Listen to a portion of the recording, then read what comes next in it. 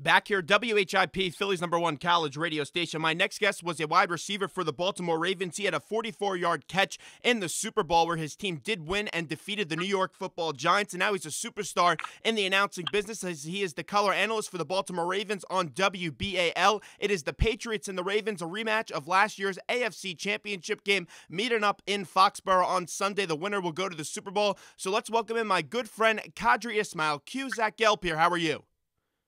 Zach, what's going on? This time it's happening here in Baltimore, and good to hear your voice. Yeah, it's great to hear you as well. It's absolutely crazy. But before we get to everything that's going on that will happen on Gillette Stadium on Sunday, this Manti Te'o story that broke yesterday is one of the most bizarre stories that I've ever seen in the history of sports. And now the big question is, was he in on the hoax or did he find out sometime during the middle of it and he was just completely fooled by this whole thing and he didn't know how to handle it? I was actually talking to Manti Te'o at the Heisman Media event, and we were talking about his girlfriend, and I left that event saying this man's a remarkable human being, and now we know that that isn't necessarily the case, as there's some more stuff to this story. So with everything I've just said and with everything you've read yesterday, what do you make out of this whole Manti Te'o situation? You know, it is. It's crazy. It's baffling. It's confusing. It's kind of surreal. I'm kind of waiting for more information to come out. I know the AD of Notre Dame spoke, and they felt that they did a complete investigation and put all their resources into finding out, the truth of the matter, and they felt that they got to the skinny of it, that he was, in fact, duped into thinking that he had a relationship with a woman that apparently he's never seen. And I guess, if you're an older person, you'd be like, well, okay, I guess you could say that because, you have a certain amount of correspondences. But if you're a younger person, with the way you FaceTime and Ooh and Skype and all the other ways you can, see one another, it's hard to believe that, this kind of went on. But, right now I'm sitting back and I'm just reading it and watching it and waiting for it all to unfold. I just don't get how you really get that emotionally involved with a girl via the internet. I'm a college student, as you know, but my big question to you now is, whatever comes out of this, do you think that an NFL team would draft him with all the publicity, the negative publicity that comes with this story?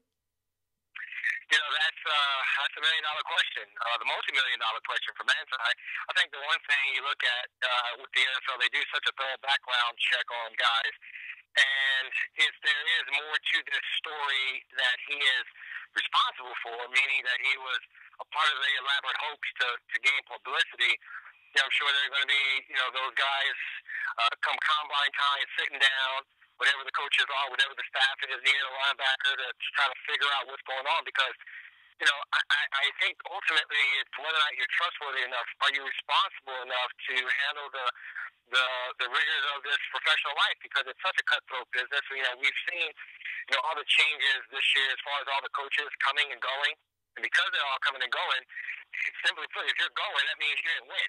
If you're coming, then that means you're a hot commodity and people like you. Well, the reason why you're a hot commodity is because you had talent and you were able to get that talent to work together and come together for a common goal of winning. That being said, if Manti, has some kind of hidden dark past, I think that's where, coaches will probably be like, man, I just don't know if I'm sitting here, putting my job on the line, whether or not I can actually trust him. And I think it will have an effect if there's more to this story. Like you said, an NFL team's going to get a crack at him during this whole interview process through the NFL Combine and all the other stuff they do. You were a player that's been interviewed, I'm sure, during that draft process. What is that like when those teams ask you those tough questions? Are they really grueling you? You know what? If you have nothing to really hide or you've prepared yourself for the question, then I just think it's, okay, let me go ahead and be me and be engaging and talk about, some of the things that they desire to know about me. And I think that, all, the guys who are sitting there and trying to gain acceptance into whatever team. And I think that, it's not a difficult process.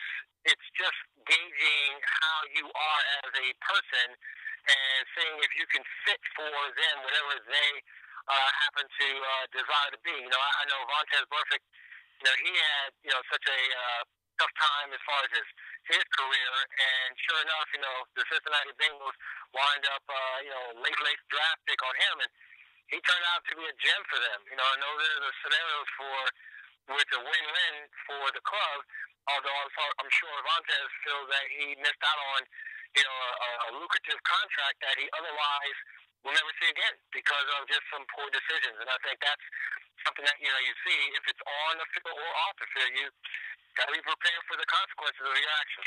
Zach Gelb here, WHIP, Philly's #1 college radio station, talking to Super Bowl champion Qadry Ismail. And Q, you were in that situation when it came in that AFC Championship game, the year you guys defeated the New York Giants in the Super Bowl. What's that feeling like this week in practice, knowing you're one win away from going to the big game? Yeah, we had to face, I believe it was the Oakland Raiders out in Oakland, and it was a scenario where they were hot. They were awesome. Offensive team. Certainly we had, you know, a juggernaut for defense that kind of dispelled all beliefs of whether or not you can win or not win with just a strong defense and not very strong offense. Although I think our offense was good, it wasn't exactly the most prolific. However, that being said, going into that AFC Championship week, you know, we recognized that was really truly the last football game because once you get to the Super Bowl, it becomes more of a corporate show. You know, you're going into a hostile environment. For this team, it's going up to New England for a second time.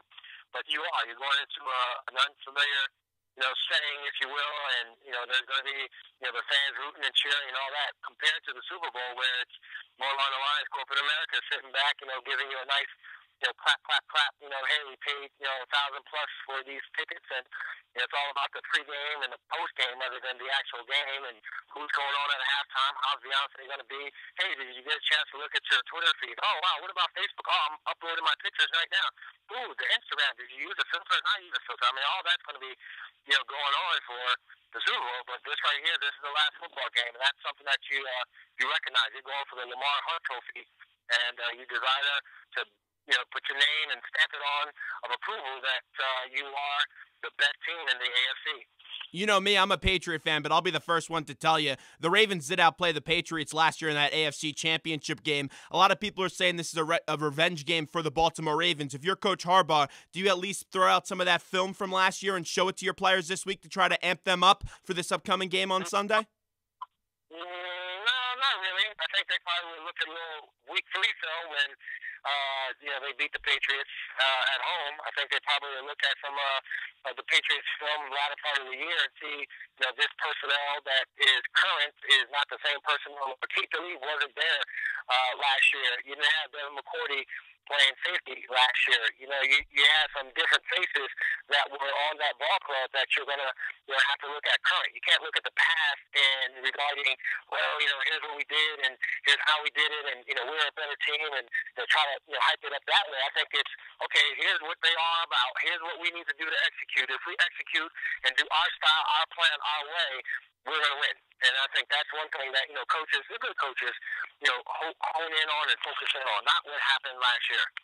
It's been an incredible run that the Ravens have been on behind number 52, Ray Lewis. I'm just curious, after seeing that victory last week when everyone thought the Ravens were all dead for it and they were going home and that would be Ray Lewis's last game, have you been able to talk to your former teammate in Ray Lewis about this run so far? And what has he said?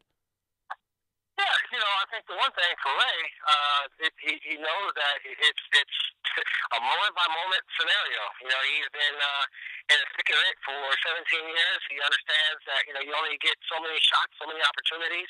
And I know when, for example, the Denver game, right before the game, just went up to him and just told him how proud I was of him and how many times he's motivated so many men, including me, that, you know, hey, look, this is an opportunity for you to go out there and you know, just sit back and let your teammates be the ones that motivate you and, you know, carry you this moment. And I think that was, you know, one of the moments where he can look back and say, you know what, my teammates did. My teammates actually went out there and, you know, put up some amazing performances, and here we are in the AFC Championship game again. And I think that's one thing I know, you know, he will take away from this final run of his is the fact that, you know what, I got a great set of men in that locker room that really know how to come together and get the job done.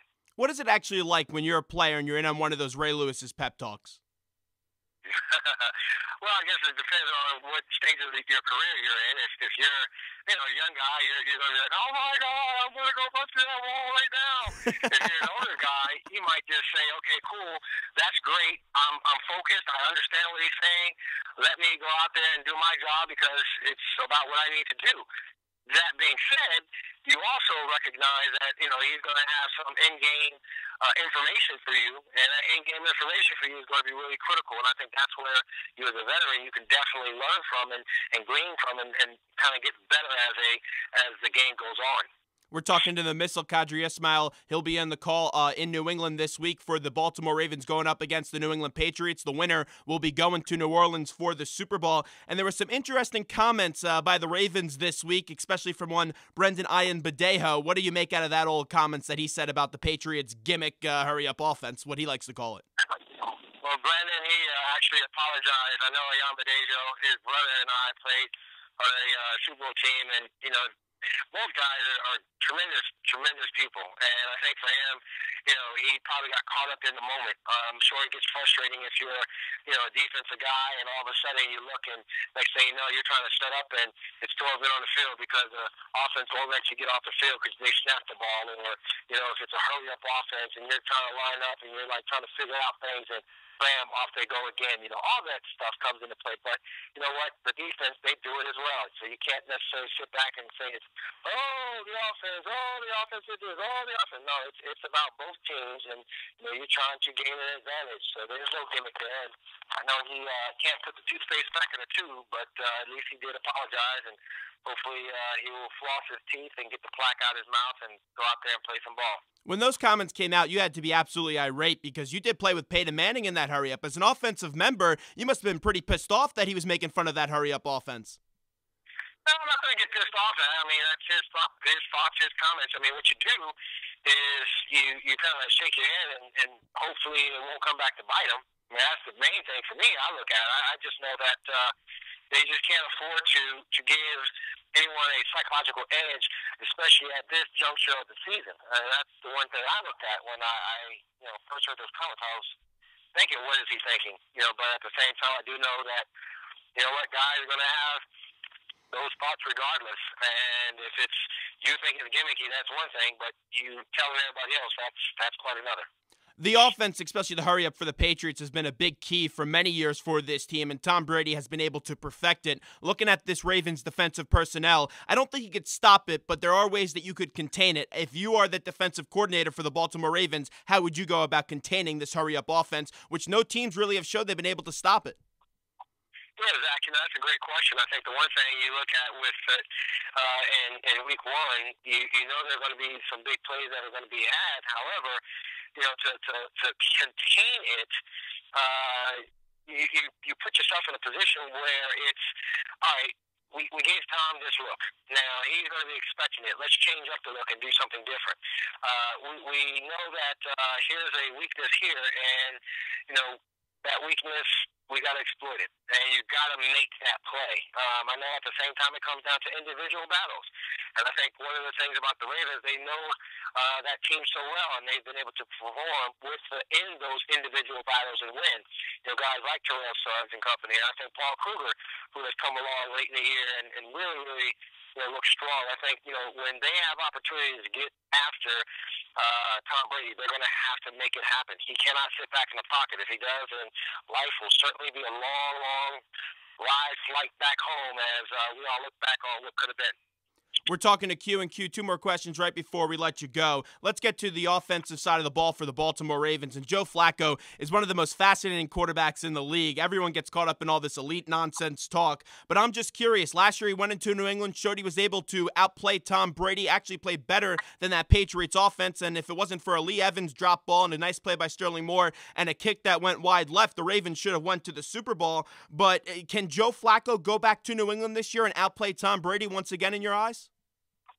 Yeah, absolutely. Why not? I think he's playing with a lot of confidence. I think he's certainly after the offensive coordinator position kind of got shaken up, and Cam Cameron was let go, and Jim Caldwell was put into the seat. I think that he has definitely performed better. The numbers show it and bear it out. I think he's a big play quarterback that can seize the moment. I think he's a guy that recognizes that from a legacy standpoint, from a contract standpoint, from all that it entails of being a good quarterback in this league, you've got to make plays and you've got to be on your game. And I think Joe Flacco's on his game. I know you alluded to this earlier about the Patriots defense. Talib coming in and putting McCourty to safety has been such a big advantage for this team. And Talib Bolden is going to be an absolute stunning matchup coming up on Sunday. Last year they had Edelman going up against Bolden, and that was a disaster. But where the Ravens do have a big advantage here, because Talib Bolden, that's going to be a toss-up. It's going to beat Torrey Smith. He's going to have some mismatches. This is going to be a fun matchup to watch, these Patriots corners